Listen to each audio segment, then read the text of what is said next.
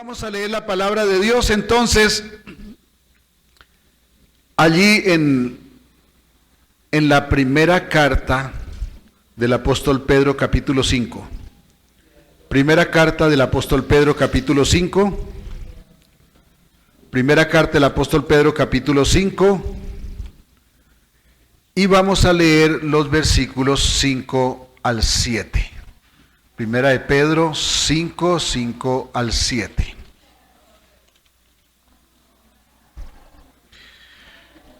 Dice así la palabra de Dios.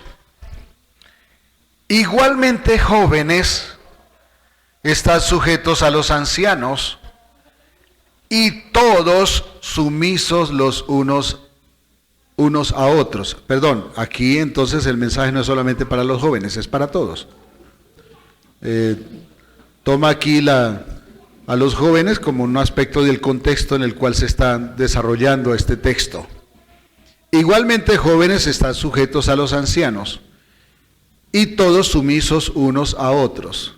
Y aquí es donde vamos.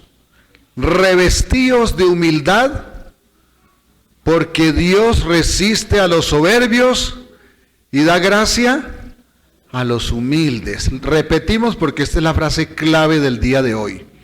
Revestíos de humildad, porque Dios resiste a los soberbios y da gracia a los humildes. Humillaos pues bajo la poderosa mano de Dios, para que Él os exalte cuando fuere tiempo, echando toda vuestra ansiedad sobre Él, porque Él tiene cuidado de vosotros.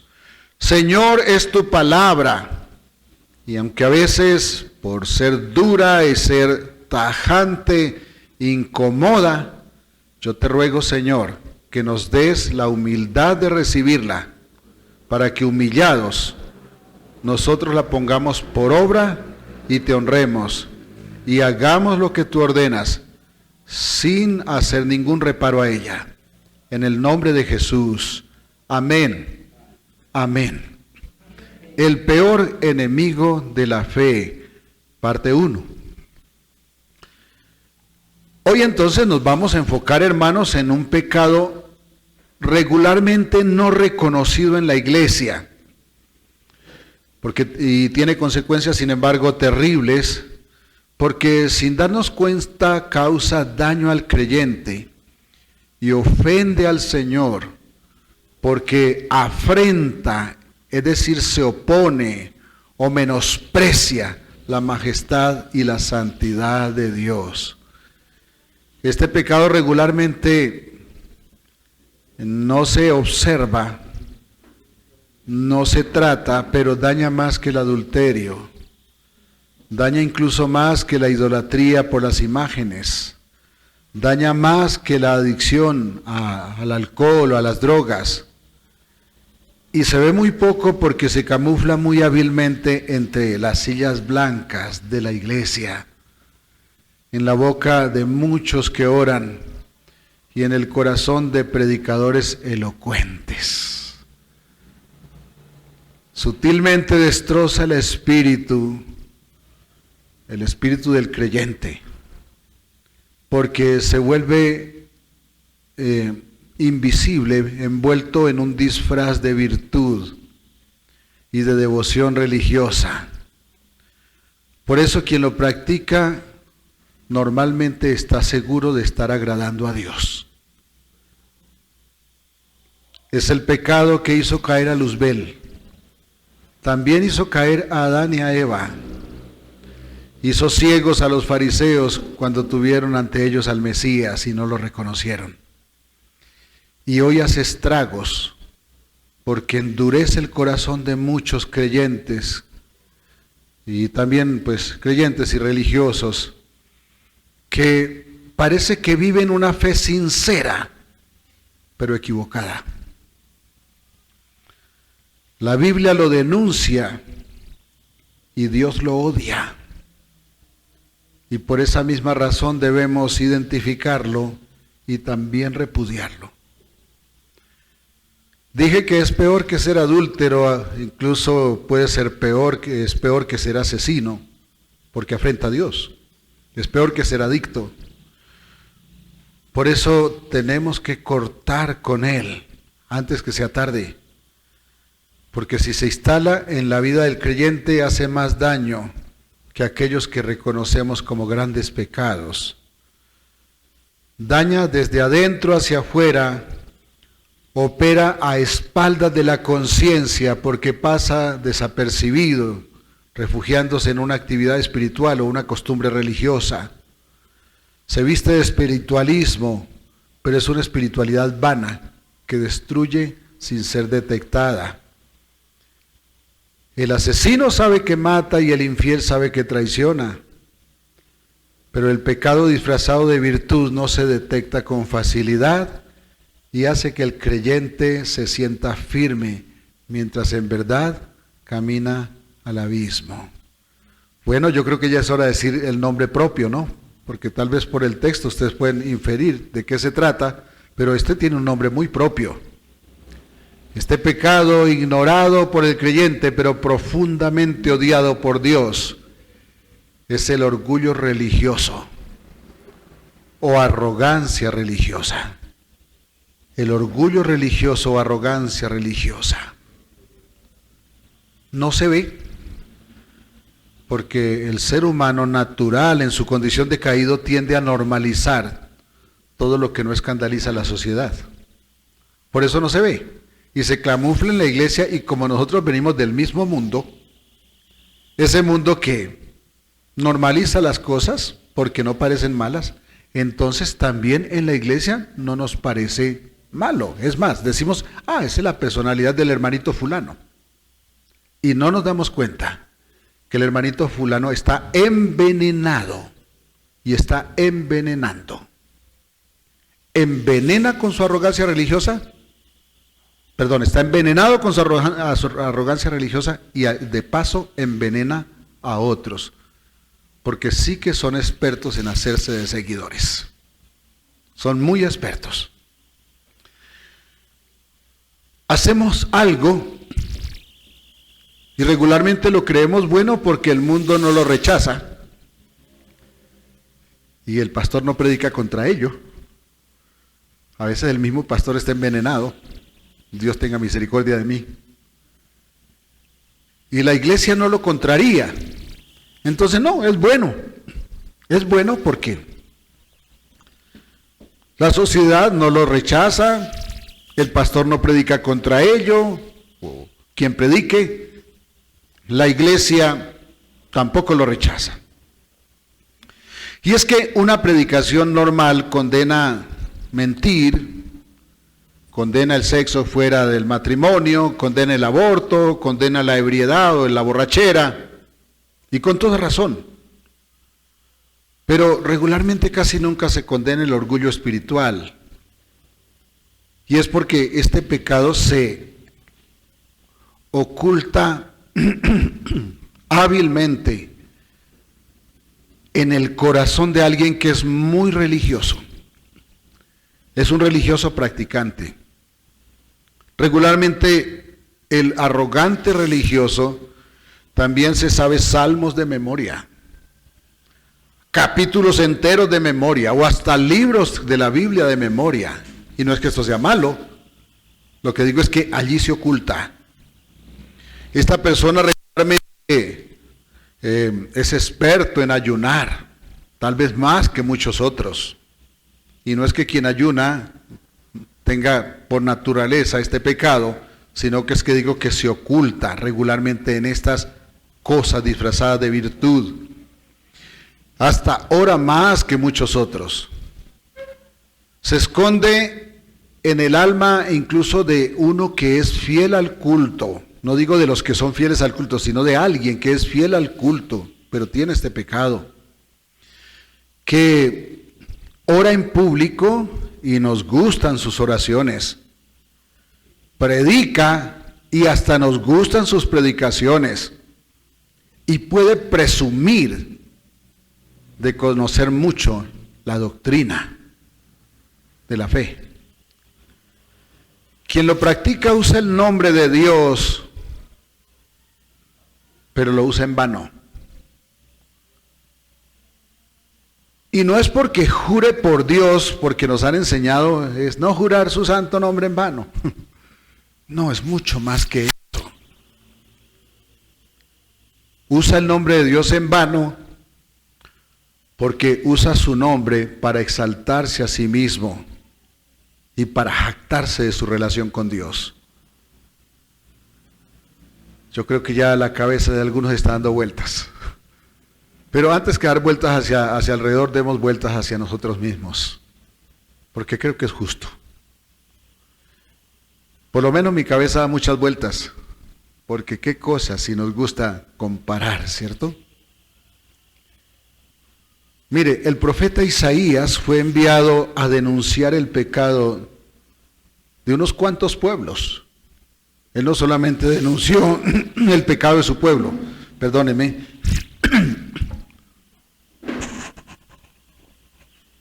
Él no solamente denunció el pecado de su propio pueblo, denunció el pecado de muchos pueblos. Pero llama la atención que no comenzó hablando de las prácticas horribles de las naciones vecinas. Las naciones vecinas tenían unas prácticas terribles, ¿no?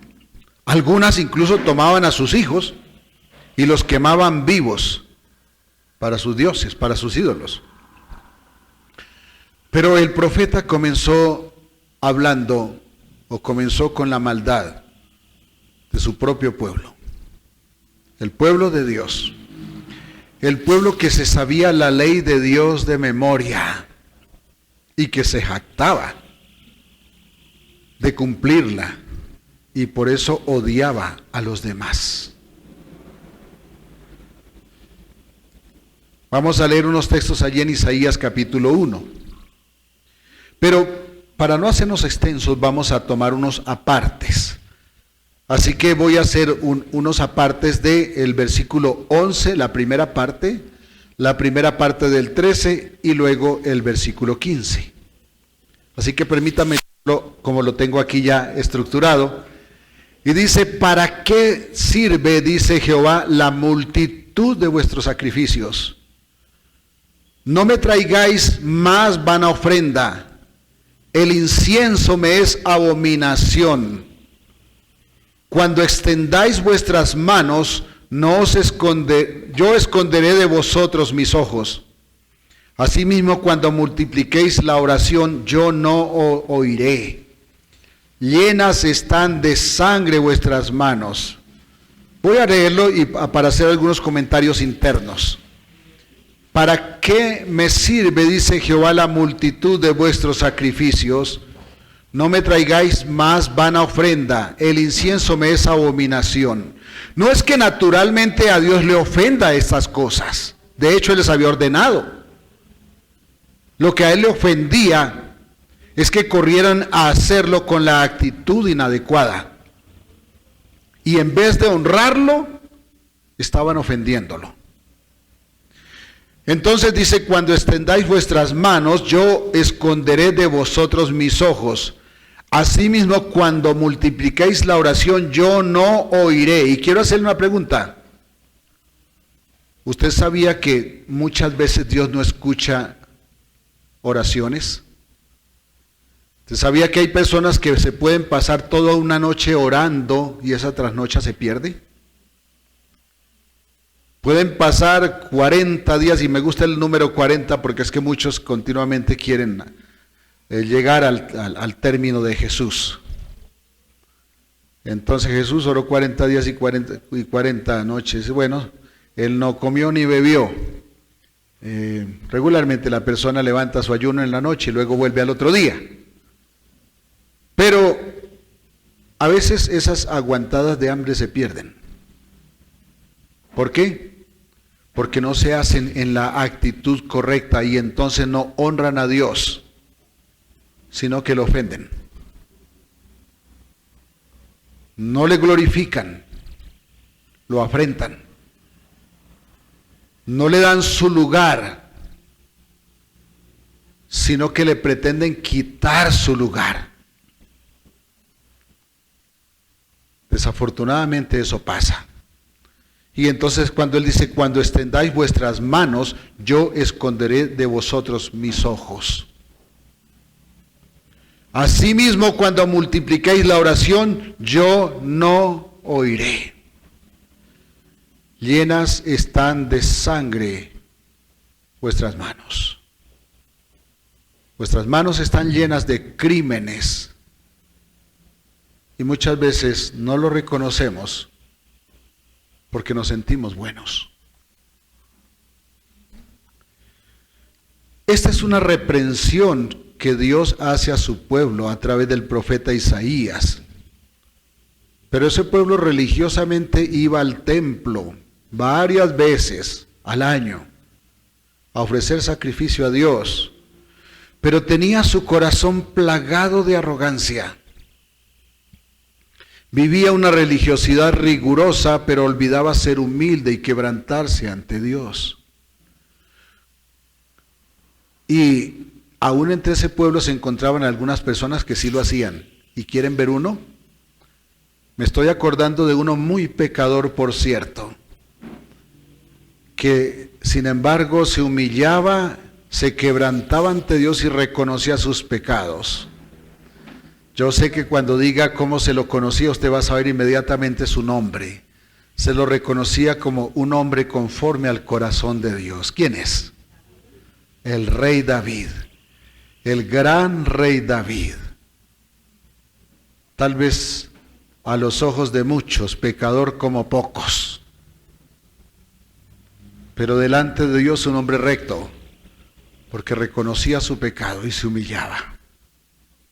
A veces pensamos que lo que Dios espera es que seamos buenos, cuando Él sabe que no somos buenos y hemos fracasado nosotros procurando serlo.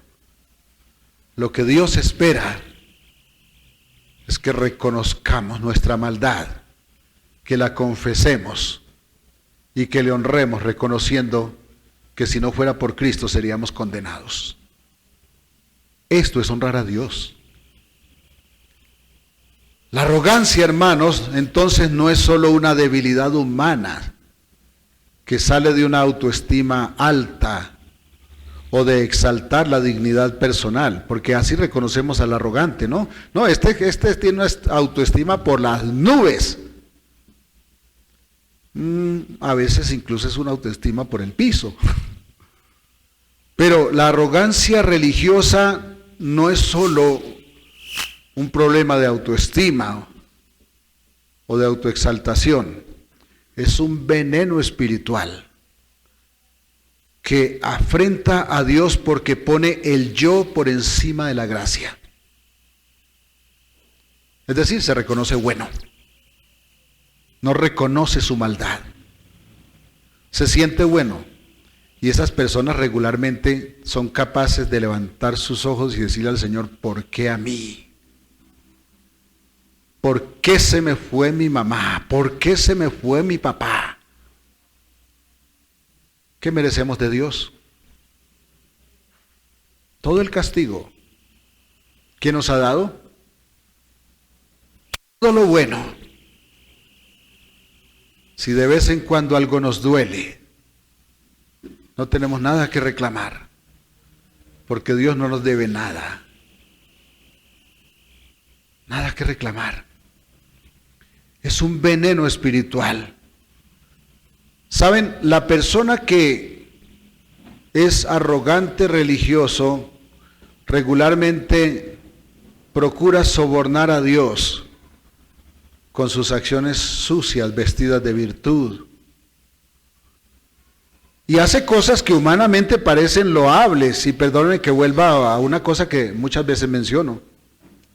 Es que cuando le damos de comer a un hambriento podemos estar o agradando a Dios o estar ofendiendo a Dios. ¿Y qué hace la diferencia? La actitud con la cual nosotros lo hacemos. Es la actitud. ¿Por qué? Porque si yo le doy de comer a un hambriento esperando que Dios me bendiga por esto, entonces estoy sobornándolo. Y Dios es insobornable. Si yo le doy de comer a un hambriento para que alguno de ustedes o ustedes vean lo que estoy haciendo, entonces estoy dándome la gloria a mí mismo y se la estoy robando a Dios. Pero si yo calladamente le doy de comer a quien tiene hambre, porque siento dolor por su necesidad. Estoy honrando a Dios porque Él dijo, acordaos de los pobres. Amén. Entonces, no se trata de qué hago o qué no hago, sino de cómo lo hago. O incluso, qué no hago y por qué no lo hago. Este tipo de personas menosprecia a los demás porque se siente moralmente superior a ellos.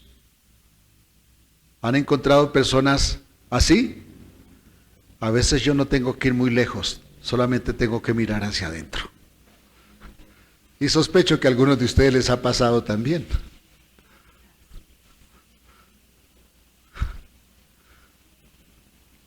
Se siente moralmente superior a los demás y con esto baja a Dios a la condición de un medio para alcanzar su propio reconocimiento. Es decir, Dios se vuelve su herramienta para cuando no puede, tener quien lo saque del atolladero y hacer lo que le plazca. No reconoce necesario arrepentirse, incluso lo impide porque se convence de que lo está haciendo bien y no necesita cambiar. Esta persona mantiene una fachada de santidad mientras en verdad resiste al Espíritu Santo. Y usted se lo encuentra señalando a todos los demás. Porque es que ese fulano no es digno porque tiene ese defecto. Ese fulano no es digno porque tal otra cosa. Ese fulano es digno. ¿Qué está diciendo? Yo sí soy bueno. Esa altivez terrible, ofensiva contra Dios, se acomoda dentro de muchos ministerios, incluso reconocidos.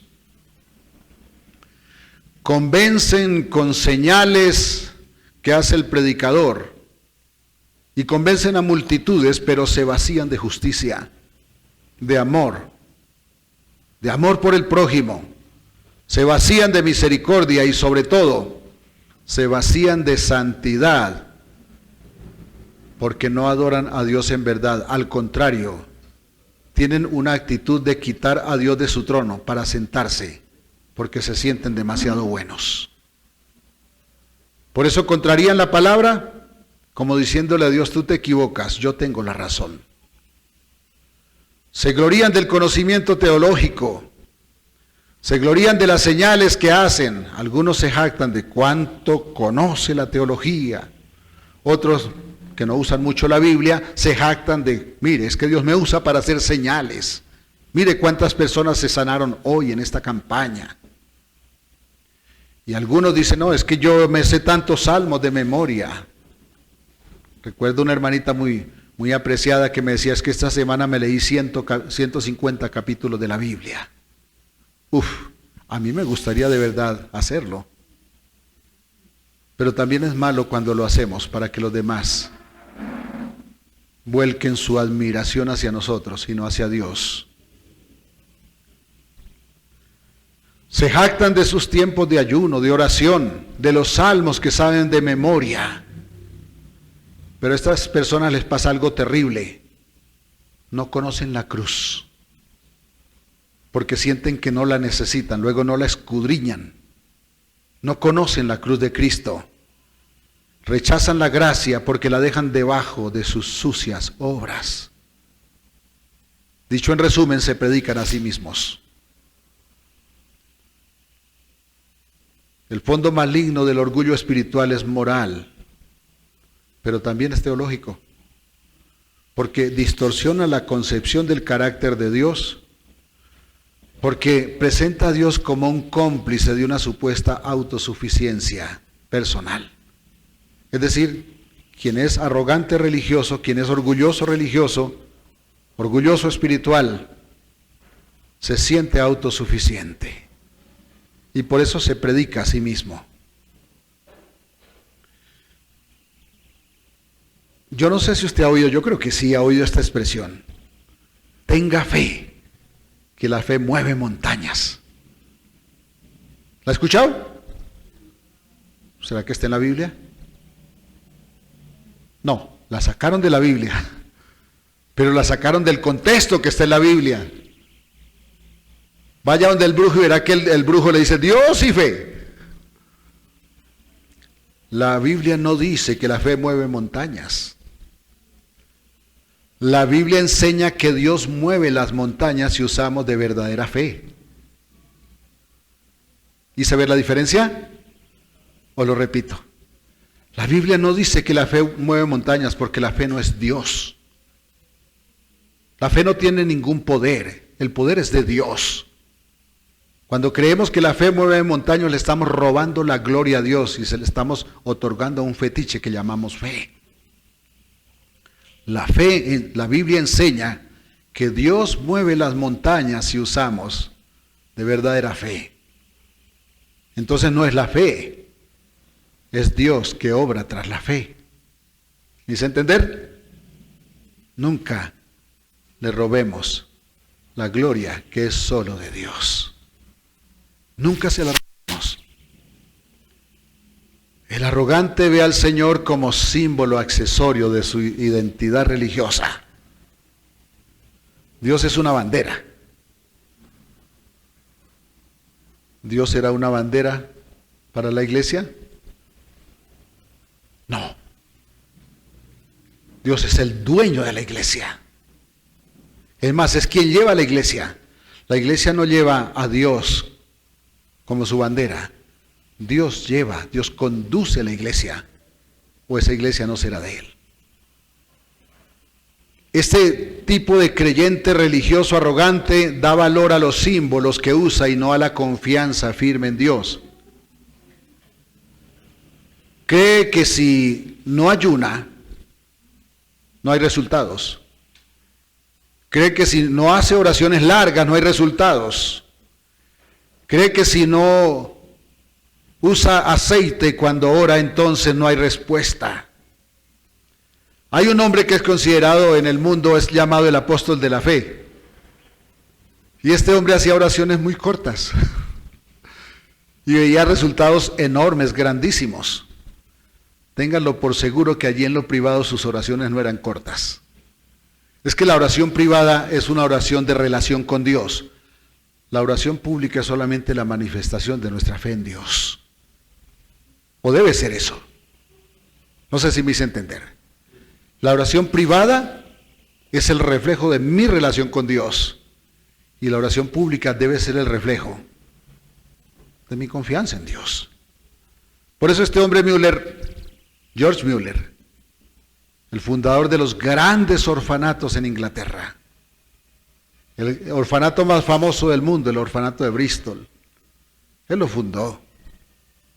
Y él pudo ver muchas veces cómo con un par de palabras de fe hacía que al otro día, después de no tener para darle desayuno a sus niños, al otro día estaban las carretas esperando en fila, envíos sobreabundantes. Él pudo ver este tipo de cosas. ¿Por qué? Porque tenía una relación con Dios, porque daba la gloria a Dios. Porque tal vez, aunque le costaba, porque era un ser humano como nosotros, procuraba nunca atribuirse lo que le pertenecía a Dios. ¿Me estoy haciendo entender? Cuando uno piensa que es por el tamaño de la oración, cuando es por los días que ayuna, cuando es por los salmos que se sabe de memoria, cuando es por las señales que puede hacer cuando extiende sus manos, uno le está robando la gloria a Dios y se le está atribuyendo a sí mismo, se está haciendo Dios a sí mismo. Esta persona exhibe el espectáculo como la bandera de su fe y como muestra de su estado espiritual. Entonces se presume de un gran siervo de Dios porque pudo hacer una señal. Resulta que las señales muchas veces engañan porque no reflejan quién es, quién la hace. Porque también Dios le concede al enemigo que haga cosas para engañar. Dice, por cuanto no me quisieron creer a mí, yo les mando espíritu de mentira para que crean a la mentira. Entonces la cosa no es qué vemos, qué espectáculo nos muestran. La cosa es si está o no de acuerdo con los fundamentos de la palabra de Dios. No es malo orar y ayunar. Es malo usarlos como fetiche porque no tienen en sí mismos poder. No tienen poder en sí mismos. El poder es de Dios. Cuando usa de misericordia y nos extiende su gracia y nos deja ver resultados que nos levantan. ¿Le ha pasado? Seguro que sí nos ha pasado. Las grandes respuestas no vienen por orar largo. Las grandes respuestas vienen por el nivel de nuestra relación con Dios y el estado de nuestra fe. Dios es soberano y debemos postrarnos ante Él. La arrogancia es terriblemente ofensiva porque roba la gloria a Dios y la otorga al hombre. Pero el hombre solamente recibe de misericordia de parte de Dios por gracia. Hermanos, esa arrogancia fue la ambición de Satanás. Él quiso ser semejante al Altísimo. Allí en Isaías 14, 13 y 14, vamos a leer lo que dice el Señor. Tú que decías en tu corazón, subiré al cielo, en lo alto, junto a las estrellas de Dios, y en lo alto junto a las estrellas de Dios levantaré mi trono. Y en el monte del testimonio me sentaré a los lados del norte, sobre las alturas de las nubes subiré y seré semejante al Altísimo. ¿Quién decía eso? Luzbel. ¿Y qué le pasó? Fue expulsado, porque quiso robarle la gloria a Dios para atribuírsela a sí mismo. Realmente la gloria de Dios no se la roba a nadie. Pero el arrogante pretende robársela. Eso quiso hacer el diablo. Hermanos, el primer pecado cometido en el universo no fue asesinato, no fue lujuria, no fue adulterio, no fue robo, fue el orgullo. Fue la razón por la que el más bello de los ángeles fue expulsado para siempre de la presencia del Señor.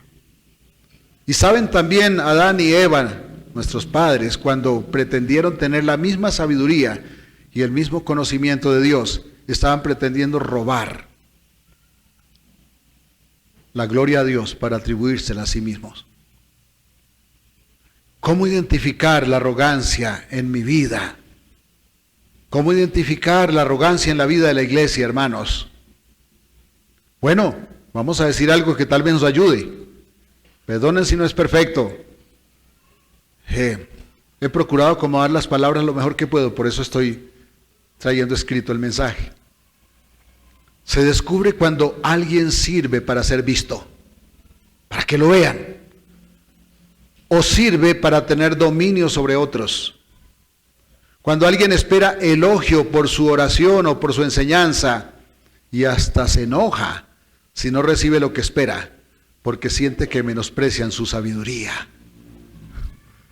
Ay, Dios. A veces mi esposa me dice, ay, amor, no le he puesto el comentario a la reflexión de la hermana fulana. Le digo, ¿y qué pasa? Me dijo, es que el otro día una hermana se molestó porque no le pusimos el comentario. Yo le respondí, arrogante, no la pongan a enseñar. Bueno, no se preocupen, ya no está en el ministerio de guerreras. Le dije, arrogante, no la pongan a enseñar. ¿De qué sirve una persona que solo transmite arrogancia? ¿Sabe qué hace? También nos alimenta a nosotros la arrogancia. Porque somos buenos para aprender lo que no conviene. Eso nos pasa. Somos expertos. Entonces se enojan porque sienten que están menospreciando su sabiduría. Canta y espera aplauso. Es más, ahora cantan y cobran miles y miles y millones de millones por cantar. Y dicen que lo hacen para el Señor. Y sus discos valen mucho más que los discos del cantante secular. Arrogancia, hermanos, arrogancia. Pero no solamente piense en aquel que, por eso Dios le quebró el ministerio a fulano de tal. Porque a veces cantando ante un grupito de 10 personas también somos arrogantes. Usa la Biblia.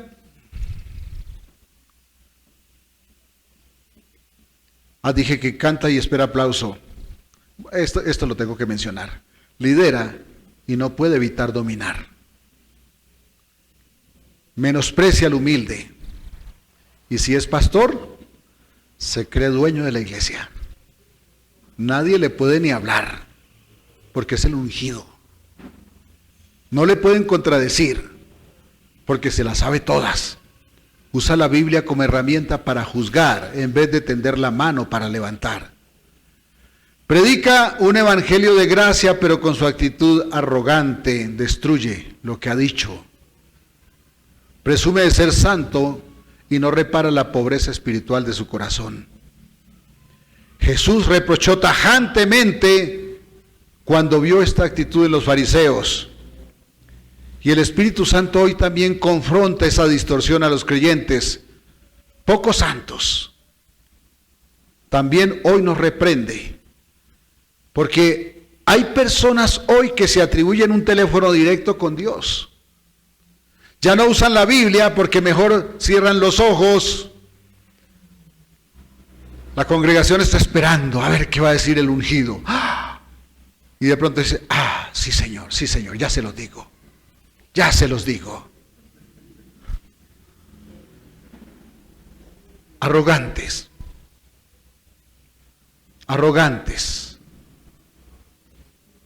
Voy a ser temeroso en lo que voy a decir, por eso lo voy a decir de esta forma. Muchos de ellos están caminando al infierno. Porque espero de todo corazón que no todos. Por temor. Así manipulan a sus seguidores. El orgullo espiritual se muestra no solo en palabras fuertes o en gestos irreverentes. No solamente es arrogante el que se para aquí a regañar a toda la congregación, el que presume de humilde también. Se puede ver en un corazón duro que no se deja corregir, un espíritu que se niega a confesar su pecado, una mente que se jacta de saberlo todo. Se puede ver en quien predica y no tiene intimidad con Dios. Confía en sus obras y no en la justicia de Cristo, la cual no conoce. Como no la conoce, la menosprecia. Esta es la descripción del típico arrogante religioso, del orgulloso espiritual. Si no se arrepiente, correrá el destino de los hipócritas que Jesús sentenció con estas palabras. ¡Ay de vosotros, escribas y fariseos hipócritas! Porque sois semejantes, ¿a qué? A sepulcros blanqueados, que por fuera a la verdad se muestran hermosos, mas por dentro están llenos de huesos muertos y de toda inmundicia. Mateo 23, 27. El orgullo religioso, hermanos, por eso es peor que la lujuria o el adulterio. Porque el adúltero a veces reconoce, se quebranta, se arrepiente. El borracho muchas veces sale diciendo, no vuelvo a beber. No lo cumple, pero de corazón lo hace.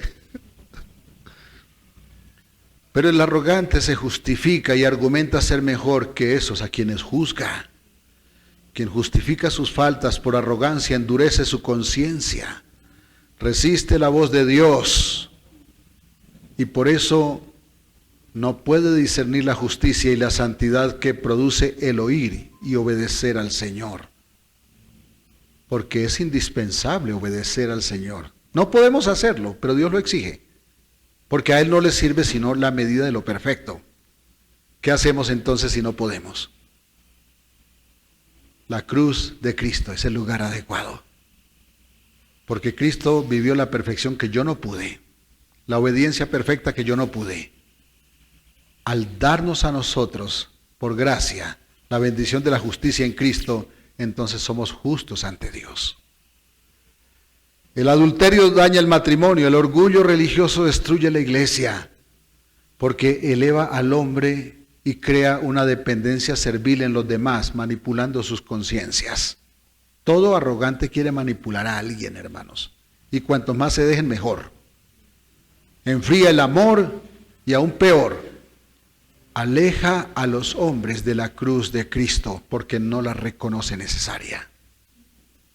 Estas personas no ven necesaria la cruz. Creen que sus obras bastan para ganar la salvación. No se humillan ante Cristo, se enaltecen ante los demás y afrentan el amor de Dios. Rechazan amar al prójimo porque creen que él no merece su amor. ¿Han visto personas que creen que los otros no merecen su amor? Bueno, tendríamos que mirar para adentro cuando nos cuesta amar a los enemigos, porque creemos que ellos no merecen nuestro amor. Dan la espalda a los mandatos de Dios, dan la espalda a Dios.